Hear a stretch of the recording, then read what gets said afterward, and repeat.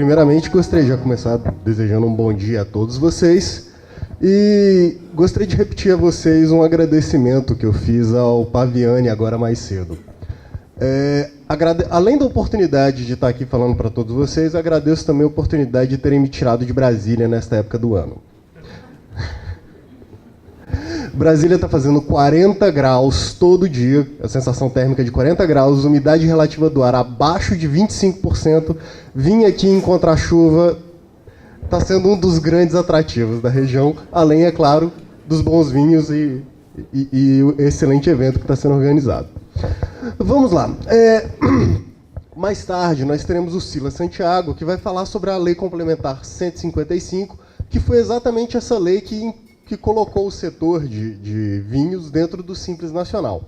Como ele já vai entrar no detalhe dessa legislação, eu preferi uma outra abordagem para ter aqui com vocês hoje de manhã.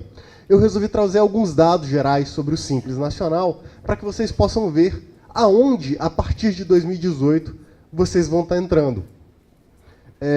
A partir disso, vocês vão poder observar as consequências do Simples Nacional que ele traz para o Brasil. Acho que a primeira coisa que a gente pode falar é que, na visão do empresário, o Brasil é um país extremamente burocrático. Segundo um relatório feito por uma organização internacional chamada Doing Business, o Brasil, atualmente, para se cumprir o custo do pagamento de tributos no Brasil, quando a gente fala de custo de pagamento de tributo, a gente está falando de obrigação acessória. Todas aquelas obrigações que a gente precisa fazer para poder pagar, livros fiscais, escrituração, nós gastamos no Brasil 2.038 horas anuais para se cumprir essas obrigações. Como vocês podem ver, o país que está esses números nos colocam em último lugar numa lista de 150 países. O país que está em penúltimo, que é a Bolívia, gasta metade do tempo, cerca de 1.025 horas. Então, como vocês podem ver aqui, a complicação, a gente não tem só uma carga tributária alta. Nós temos, além da carga tributária alta, nós temos uma dificuldade imensa de cumprir essas obrigações para esse pagamento de impostos. E isso atrapalha o desenvolvimento. O Simples, ele ajuda a diminuir essa quantidade de horas. Quando a gente foi feita recentemente uma pesquisa, a qual a gente pesquisou, que comprovou esses estudos internacionais. Perguntamos para vários empresários os motivos pelos quais as empresas deles deixaram de funcionar. Impostos, custos, despesas e juros, em primeiro lugar. O que reforça a ideia desse sistema tributário cruel e complexo a qual nós enfrentamos. Então, impostos e burocracia são os principais motivos que levam ao fechamento das empresas. No caso do setor de vinhos, isso pode ser até bem mais complexo. Porque, além dessas obrigações, há algumas regulações sanitárias que atrapalham o desenvolvimento do setor. Então, o Simples ele pode ser uma alternativa não só para uma diminuição dos impostos a serem cobrados, como também uma diminuição da quantidade de horas utilizadas para se cumprir as obrigações acessórias relacionadas ao setor. Aí eu faço esse questionamento. O Simples Nacional é a solução? A solução vai vir de cada um de vocês, analisar a sua situação específica para saber se o Simples será um bom negócio. Para isso é interessante contar com o apoio de um contador e profissionais. Mas eu vou passar para vocês alguns números que podem indicar a resposta a essa pergunta. Como vocês podem ver agora, temos uma linha do tempo com relação à evolução da legislação que trata da micro e pequena empresa, que começou ainda nos anos 70, com o primeiro Congresso Brasileiro da Micro e Pequena Empresa. Em 96, nós tivemos o primeiro Simples, na época, o Simples Federal, que ele não abrangia impostos estaduais e municipais. Em 2003, foi feita uma alteração constitucional que permitiu o segundo Simples. A partir dessa alteração, foi permitido que, por meio de uma lei complementar do governo federal, fizesse um regime tributário diferenciado, na qual pudessem ser incluídos também impostos estaduais e municipais. Atualmente, no Simples Nacional, até 8 tributos estão no Simples, entre eles contribuições do governo federal, imposto sobre produtos industrializados e o ICMS ou o ISS, a depender do caso, que são os tributos estaduais e municipais. Vamos lá. Impactos da formalização. Quando a gente fala do Simples, ele aumentou a taxa de formalização das empresas no Brasil. Com a questão do Super Simples, a lei da licitação e a criação do MEI, com dados de 2012, nós já podemos dizer que temos 57% das empresas formalizadas, devidamente registradas com o CNPJ. Se a empresa está registrada, isso é bom para o governo, que, afinal de contas, só a empresa que está devidamente registrada está pagando imposto. E o Simples ajuda a aumentar essa questão da arrecadação. Quando a gente vê aqui, nós já temos uma base, com dados de 2016, de 11.750.000 empresas registradas no Brasil. Dando um dado um pouco mais atualizado, agora que estamos em 2017, esse número já chegou a 12 milhões de empresas. Pergunta que eu deixo a vocês é: sem o Simples Nacional seria possível aumentar esse número de empresas? Sendo que, por volta de 2002, antes da legislação, 2005, havia cerca de 2 milhões de empresas registradas no Brasil. Hoje, nós já podemos falar em 12 milhões, pouco mais de 10 anos da aprovação da lei. Esses números, atualmente, são essas aqui. EPP, né, são empresas de pequeno porte, com faturamento entre 360 mil e 3 milhões de reais. Microempresas com faturamento superior a 60 mil até 360 mil de receita anual, receita bruta. E a questão do MEIs, que é os 60 mil reais anuais. Essa é a composição desse número, de 11 milhões de empresas. A nossa expectativa é que, a partir de 2018, nós possamos ampliar esses números de forma considerável, principalmente graças à entrada do setor de vocês, como optante do Simples Nacional. Aqui, eu gosto sempre de trazer esse número. Acho que esse número não é nenhuma novidade para vocês, mas ele ajuda a gente a compreender um pouco a vantagem do Simples que a gente tem em mente. O brasileiro, o quarto maior sonho das pessoas é ter o seu próprio negócio. Esse sonho ele é maior do que fazer carreira numa grande empresa. A quantidade de pessoas que sonham em ter a sua própria empresa ainda é grande. Ou seja, nós temos um potencial de desenvolvimento, do potencial de empresários no Brasil enorme, que a gente não aproveita por conta de um sistema burocrático, complexo e caro. Com certeza vocês vão ficar enjoados de ouvir eu falar Simples Nacional, mas o Simples Nacional é a única alternativa que nós temos atualmente contra o manicômio tributário que nós enfrentamos no Brasil.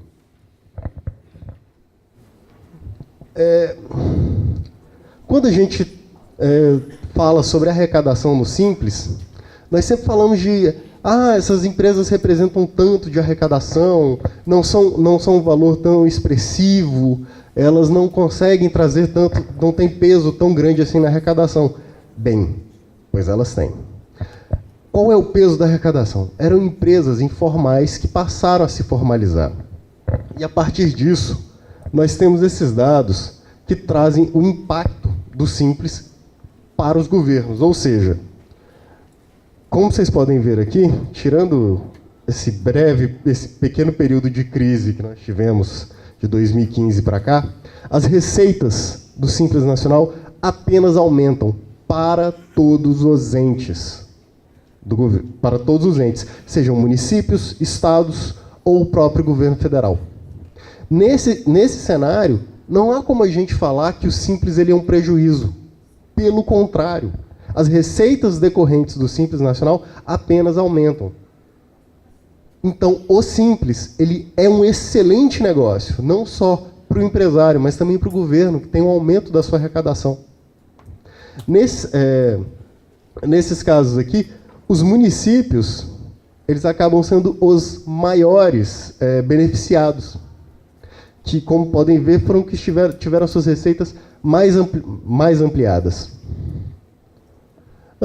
Outro impacto que a gente fala do Simples Nacional, que ele é decorrente justamente da sua formalização, é o aumento do emprego.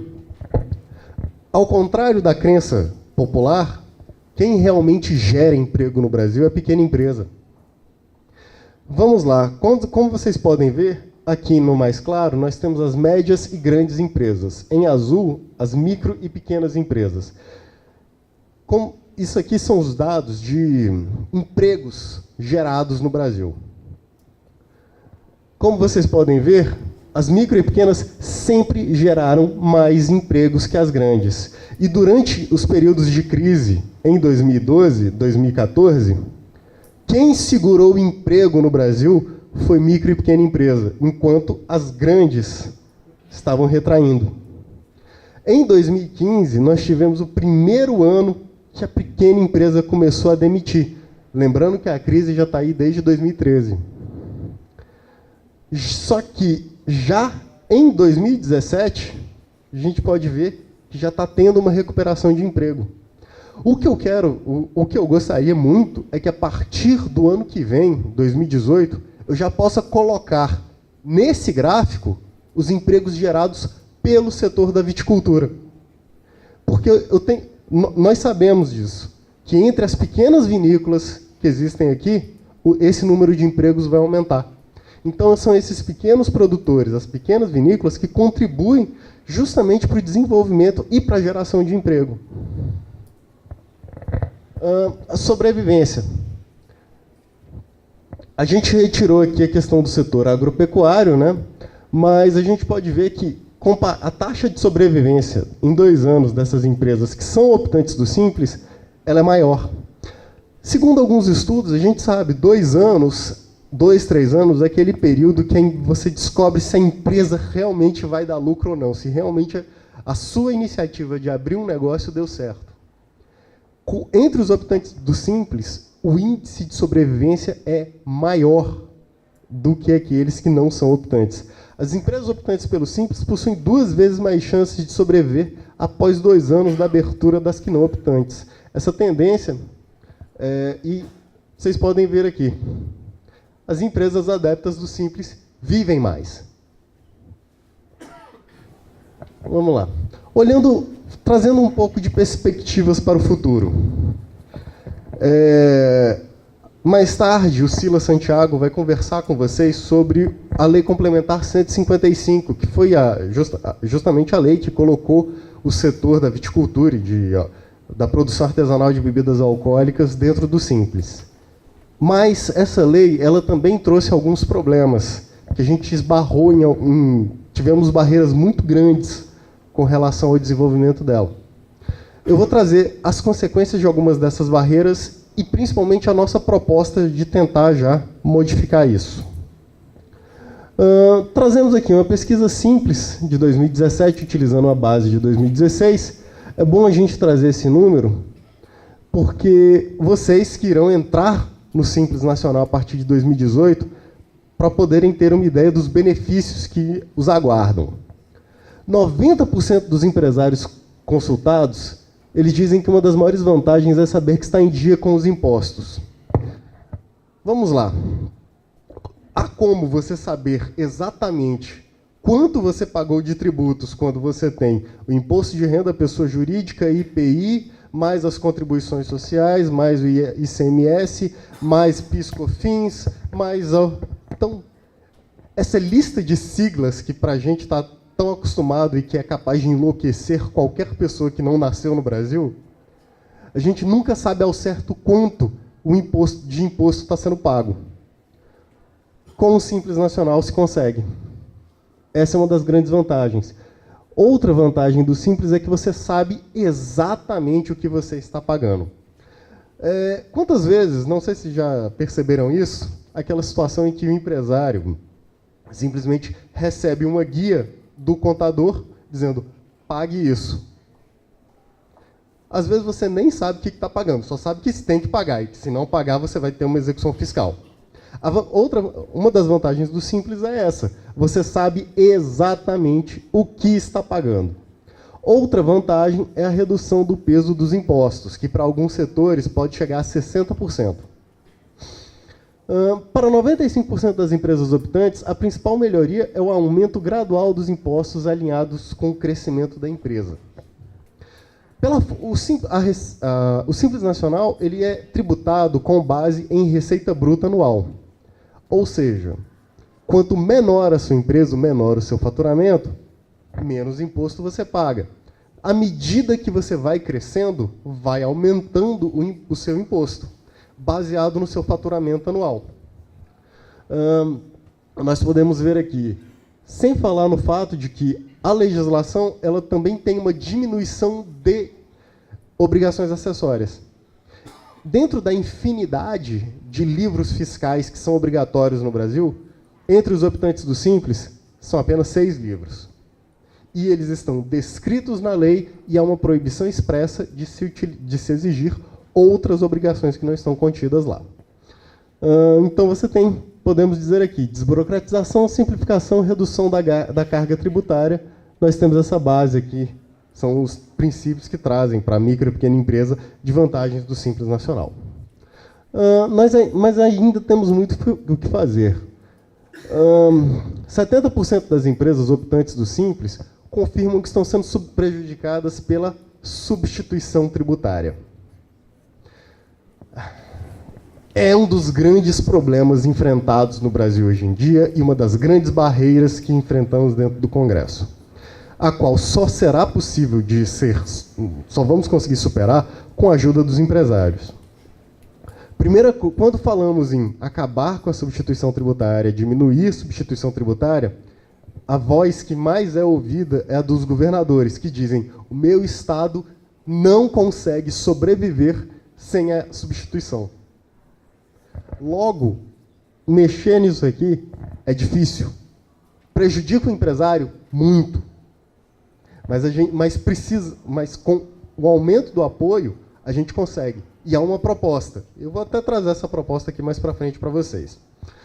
Outro ponto é que, dentro desse grupo de 70%, 66% afirma ser alto ou muito alto o tamanho do prejuízo.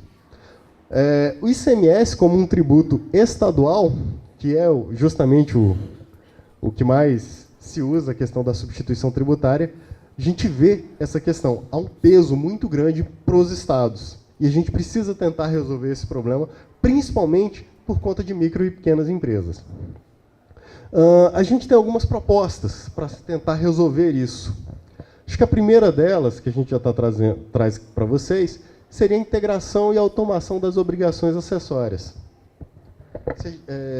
Não é possível que, em pleno 2017, com o uso extensivo de tecnologia que a gente tem, vocês ainda sejam obrigados a ter um livro físico, muitas vezes escrito à mão, e que você tenha que assinar. Gente, ao meu ver, isso não faz sentido. Então, esse desenvolvimento de algumas tecnologias é o que vai conseguir trazer algumas soluções, como, por exemplo, a nota fiscal eletrônica, que ajuda a diminuir o caos tributário, facilita a fiscalização também. O e-social, que servirá para registro de empregado. A partir de 2018 ele passa a se tornar obrigatório. A nossa expectativa é que, por se tratar de um sistema eletrônico, já com sua implementação em 2018, o e-social já substitua RAIS, CAGED e GFIP, e a Rede Simples, que é um sistema simplificado de abertura e encerramento de empresas. As cidades que já tiveram a implementação da Rede Simples, nós conseguimos um recorde de abrir uma empresa em 5 dias. Não, apesar das risadas que eu estou vendo, isso é sério. Já tivemos experiências bem-sucedidas de abrir uma empresa em 5 dias, sendo que normalmente no Brasil levam-se 2 meses. Nova Zelândia também, os países que estão na ponta do ambiente. Mas, para isso, a gente precisa de apoio das prefeituras. E a Rede Simples depende muito da pressão dos empresários e que as prefeituras estejam envolvidas e comprometidas com isso. Vamos lá. Entre aqueles problemas que eu já comentei com vocês, nós temos atualmente o projeto de lei complementar número 341 para tentar trazer algumas soluções. O primeiro problema que eu trago, que é uma questão séria, é que toda vez que a gente precisa aumentar o teto do Simples Nacional por conta da inflação, a gente esbarra no fato de que os tetos estão fixados numa lei complementar, então você precisa alterar a lei para que haja um aumento do teto do Simples. Nós temos uma proposta de atualização automática anual com base no IPCA do Simples Nacional. Por que atualizar esses valores?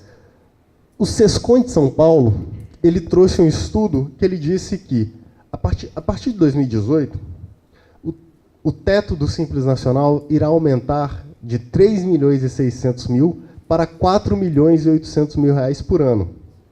O problema é a inflação no período. Se for aplicar o IPCA, o valor do teto do Simples deveria subir para 5 milhões. Ou seja, há o risco de que o novo teto já comece defasado. Nós temos esse gráfico aqui. O teto do Simples Nacional pelo IPCA deveria ir para 5.225.000. Por que eu coloco esses dois círculos aqui? Lembra da questão que eu comentei com vocês do ICMS, da pressão dos governadores com relação à substituição tributária? Nós tivemos essa barreira do ICMS que a gente não conseguiu transpor, por mais que a gente tentasse e insistisse. O novo teto do Simples ele vai ficar aqui, em 4.800.000.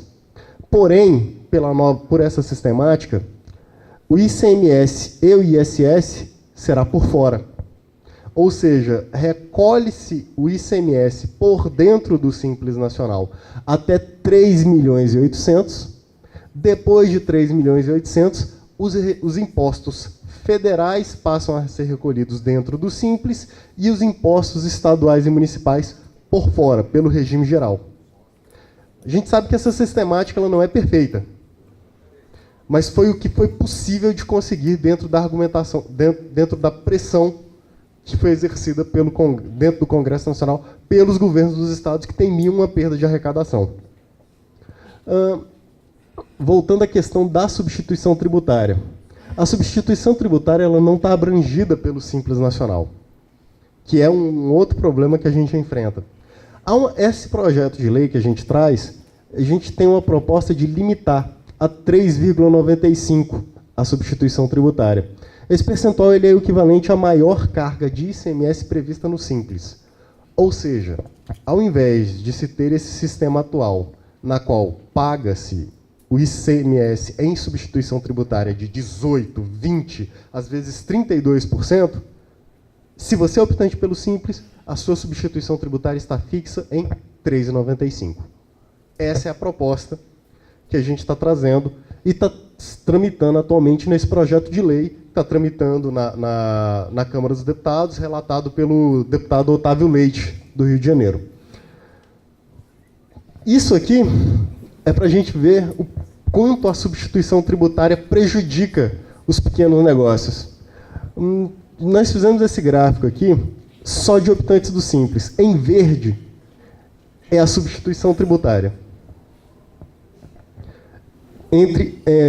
Esse gráfico ele traz tudo que é arrecadado de micro e pequena empresa, e em verde nós temos aqui o peso da substituição tributária na arrecadação. Aqui nós temos o Rio Grande do Sul.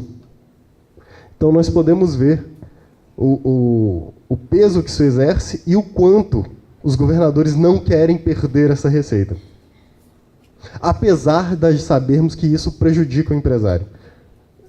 Acho que está todo mundo comentando, né? Realmente. Aqui na ponta nós temos o Mato Grosso, que é um estado onde todas as distorções que nós vemos no Brasil, lá está piorada.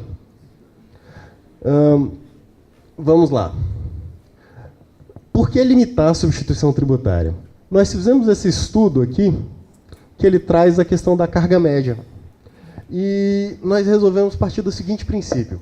O que aconteceu com os estados que resolveram diminuir a substituição tributária? A consequência? Geração de emprego. Por isso que essa proposta acaba se tornando importante. Porque entre aqueles que diminuíram a carga dos tributos, acabaram gerando mais empregos em decorrência disso.